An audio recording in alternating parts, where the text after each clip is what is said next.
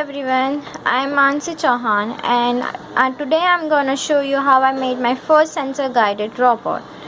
So basically this robot will follow the line and it's been detected by the IR sensors.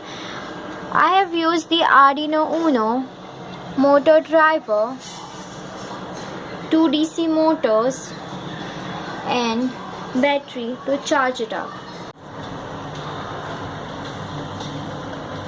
Slow, slow, आ जाता है.